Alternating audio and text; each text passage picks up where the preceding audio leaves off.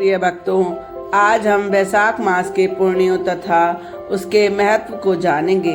सूत जी कहते हैं, राजा अम्बरीश ने परम श्रेष्ठ ब्रह्मा जी के पुत्र देवर्षि नारद से पुण्य में वैशाख मास का महत्व इस प्रकार सुना।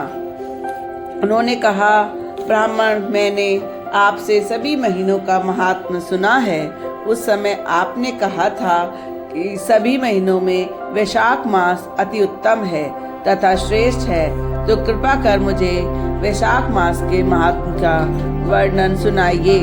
भगवान नारायण, नर श्रेष्ठ नर, देवी सरस्वती तथा महर्षि वेदव्यास को नमस्कार करके भगवान की विजय कथा से परिपूर्ण इतिहास, पुराण आदि का हमें इस माह में पाठ करना चाहिए।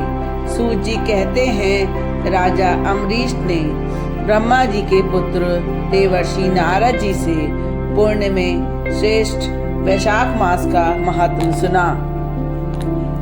इसलिए यह बताने की कृपा करें कि वैशाख मास क्यों भगवान विष्णु को अति प्रिय है और उस समय कौन कौन से धर्म भगवान विष्णु के लिए प्रीतिकारक होते हैं। नारद जी ने कहा, वैशाख मास को ब्रह्मा जी ने सभी मासों में अति उत्तम सिद्ध किया है। वह माता की भांति सभी जीवों को सदा अभीष्ट वस्तु को प्रदान करने वाला मास है। धर्म, यज्ञ, क्रिया और तपस्या सभी का सार वैशाख मास है। संपूर्ण देवताओं द्वारा पूजित मास है। जैसे विद्याओं में वेद विद्या, मंत्रों में प्रणव, वृक्षों में कल्प वृक्ष, धेनुओं में कामधेनु, देवताओं में विष्णु, वर्णों में ब्राह्मण वर्ण, प्रिय वस्तुओं में प्राण, नदियों में श्रेष्ठ गंगा जी, तेजों में सूर्य तेज, अस्त्र शस्त्र में चक्र, धातुओं में स्वर्ण, वैष्णवों में शिव और रत्नों में कौस्तुभ मणि है। उसी प्रकार धमक साधन भूत महीनों में वैशाख मास सबसे उत्तम मास है। संसार में इसके समान भगवान विष्णु को प्रसन्न करने वाला दूसरा कोई मास नहीं है। जो वैशाख मास में सूर्य उदय से पहले स्नान करता है, उससे भगवान विष्णु निरंतर प्रीति करते हैं। पाप तभी तक गरजते हैं जब तक जीव वैशाख मास में प्रातःकाल जल में स्नान नहीं करता। राजन, वैशाख मास के महीने में सब तीर्थ आदि देवता बाहर के जल में भी सदैव स्थिर रहते हैं। भगवान विष्णु की आज्ञा से मनुष्यों का कल्याण करने के लिए वे सूर्योदय से लेकर 6 दंड के भीतर वहां मौजूद रहते हैं।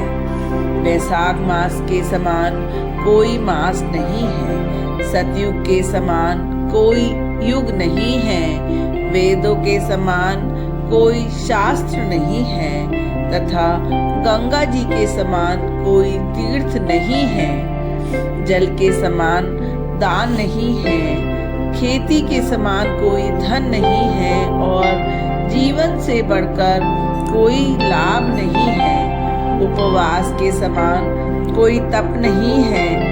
दान से बढ़कर कोई दूसरा सुख नहीं है। दया के समान धर्म नहीं है। धर्म के समान मित्र नहीं है और सत्य के समान यश नहीं है। आरोग्य के समान उन्नति नहीं है। भगवान विष्णु से बढ़कर कोई रक्षक नहीं है और वैशाख मास के समान संसार में कोई पवित्र मास नहीं है। ऐसे विद्वान पुरुषों का मत है। वैशाख मास अति श्रेष्ठ, अति उत्तम फलदायी है। शेष शैया पर विराजमान भगवान विष्णु को सदा ही सर्वाधिक प्रिय है। सब दानों में जो पुण्य प्राप्त होता है, सब तीर्थों में से जो फल प्राप्त होता है, उसी को वैशाख मास में मनुष्य केवल जल दान देकर प्राप्त कर सकता है।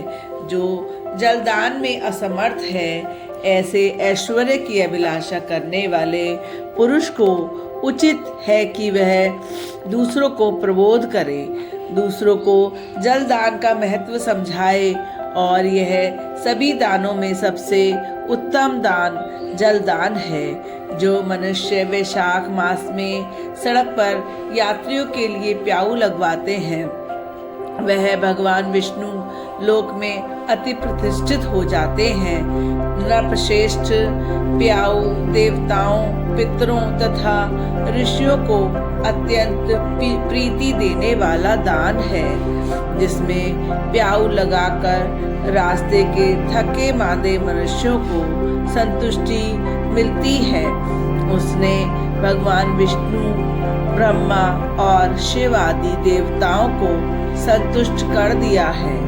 राजन, वैशाख मास में जल की इच्छा रखने वाले को जल, छाया चाहने वाले को छाता और पंखा चाहने वाले को पंखा दान करना चाहिए। राजेंद्र, जो प्यास से पीड़ित महात्मा पुरुषों के लिए शीतल जल प्रदान करते हैं, वह उतने ही मात्र से 10,000 राजसूय यज्ञों का फल प्राप्त कर लेते हैं। धूप और परिश्रम से पीड़ित ब्राह्मण को जो पंखा डुलाकर हवा करता है, वह उतने ही मात्र से निष्पाप होकर भगवान का पार्षद हो जाता है। जो माल से थके हुए श्रेष्ठ ध्वज को वस्त्र से भी हवा करता है, वह उतने पर ही मुक्त होकर भगवान विष्णु का सायुज्य प्राप्त कर लेता है। जो शुद्ध चित्त से ताड़ का पंखा देता है, वह सब पापों का नाश करके ब्रह्मलोक को जाता है। जो विष्णु प्रिय वैशाख मास में पादुकाओं का दान करता है, वह यमदूतों को तिरस्कार करके विष्णु लोक में जाता है। जो मार्ग में अनाथों के रहने के लिए विश्रामशाला बनवाता है, उसके पुण्य का वर्णन ही नहीं किया जा सकता।